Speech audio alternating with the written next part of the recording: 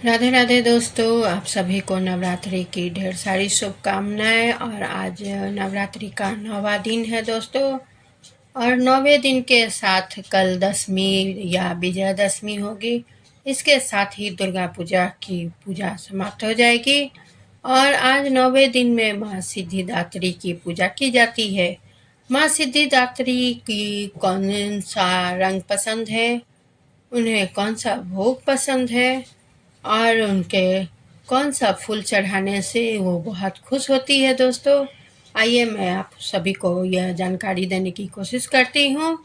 और आप भी इनका अनुसरण करें, जिससे माँ सिद्धिदात्री आप सभी पर प्रसन्न हो और आपका मनचाहा वर प्राप्त हो। माँ सिद्धिदात्री की पूजा के लिए सफ़ेद या लाल फूल चढ़ाएं। जानते हैं उनका प्रिय रंग बैंगनी या सफ़ेद है और उन्हें हलवा, पूरी, चना, खीर, नारियल और मौसमी का फल भोग लगाया जाता है। मौसमी फल यानी मौसमी फल नहीं, जो जैसे कि अभी शारदीय नवरात्रा है। शारदीय नवरात्रा में जो मौसम में अभी का फल होगा वो आप उन्हें चढ़ाएं।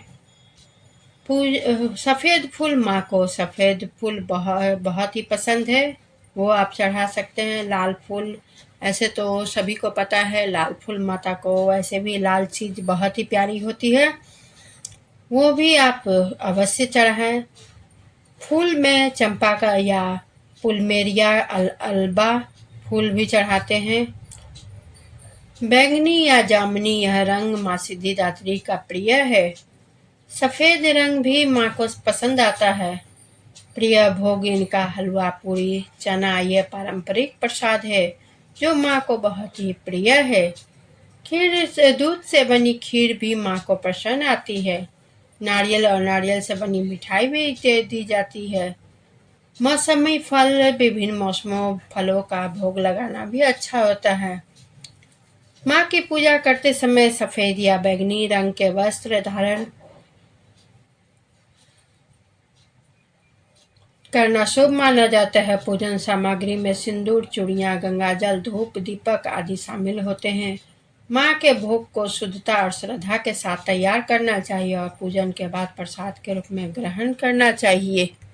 हिंदू धर्म में 9 दिनों तक चलने वाला नवरात्रि का पर्व 9वीं के दिन समाप्त हो जाता है। नवरात्रि के 9 दिनों में भिन्न भिन्न देवियों की पूजा की जाती है।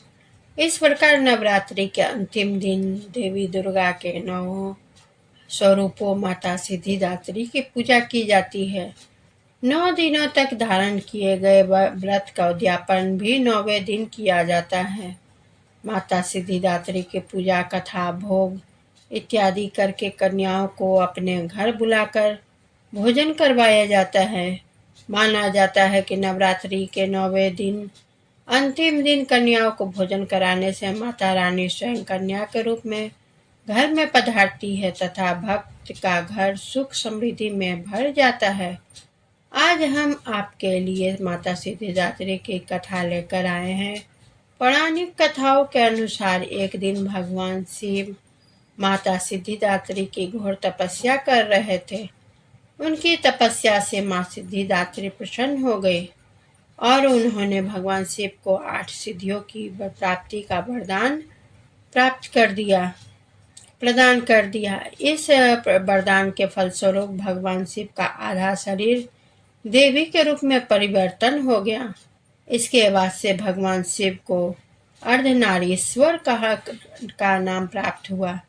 शिव जी का यह रूप संपूर्ण ब्रह्मांड में पूजनीय हो गया। धरती पर अनेकों राक्षसों का जन्म होने लगा था। ऋषि मुनियों तथा सज्जनों लोगों को निवास करना मुश्किल हो रहा था।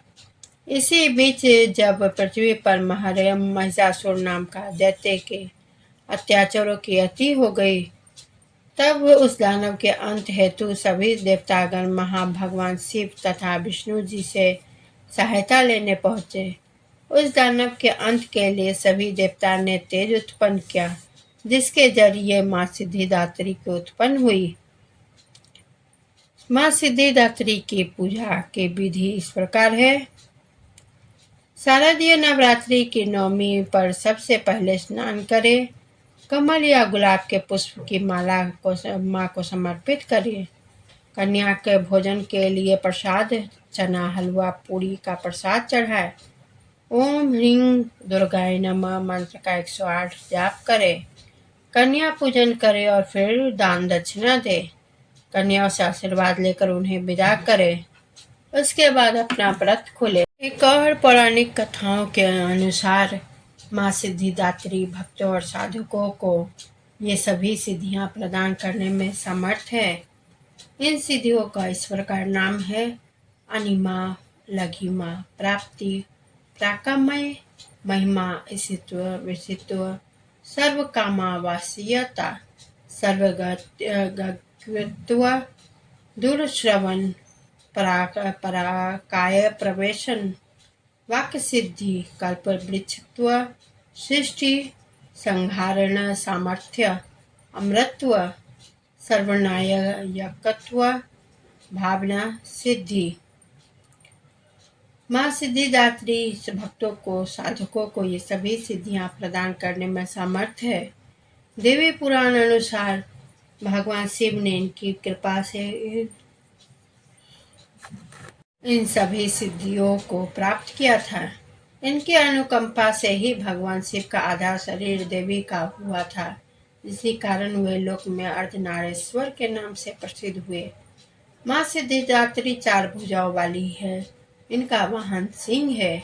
ये कमल पुष्प पर भी आसीन होती हैं। इनकी दाहिने तरफ की निचले वाले हाथ में कमल पुष्प है।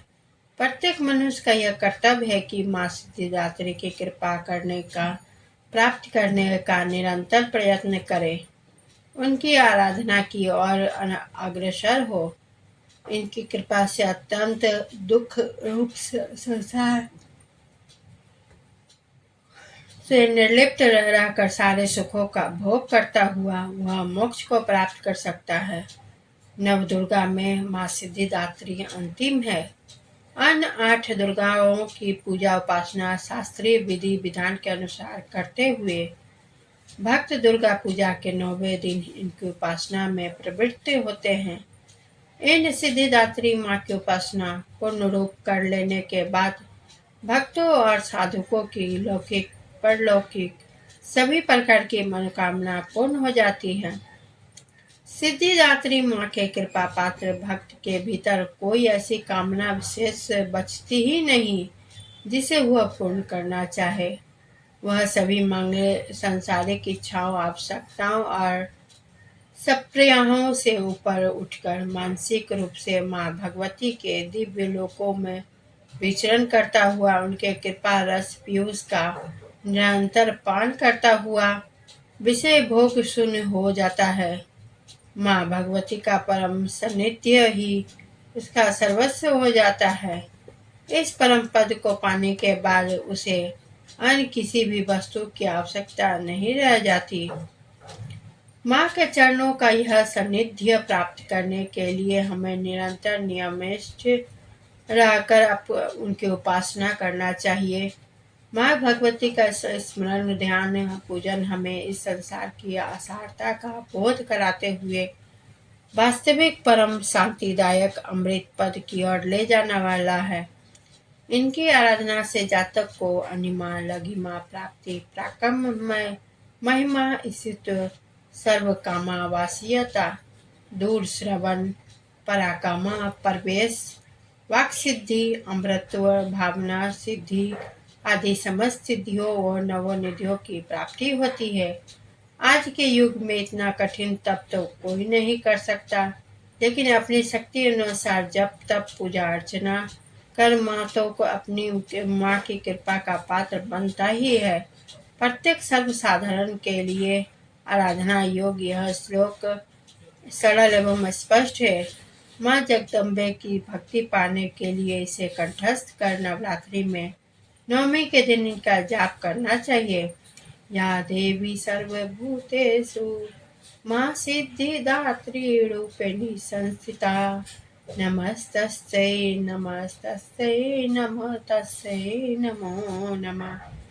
अर्थात हे माँ सर्वज्ञ विराजमान और माँ सिद्धिदात्री के रूप में प्रसिद्ध अम्बे, आपको मेरा बार बार प्रणाम है, या मैं आपको बारंबार प्रणाम करता हूँ। हे माँ मुझे अपनी कृपा का पात्र बनाओ। तो दोस्तों, ये सिद्धिदात्री की कथा आप लोगों को कैसी लगी? आप लोग मुझे ज़रूर कमेंट करें और लाइक शेयर ज़रूर करें। आप सभी का प्यार का मुझे बहुत ज़्यादा बेसब्री से इंतज़ार रहेगा, और और मेरे चैनल को आप लोग सब्सक्राइब करें। और इसी के साथ मैं विदा लेती हूँ। फिर से कथा के आरंभ होगा चैत्री नवरात्र के शुरुआत से ही। इसी के साथ विदा लेती हूँ। धन्यवाद।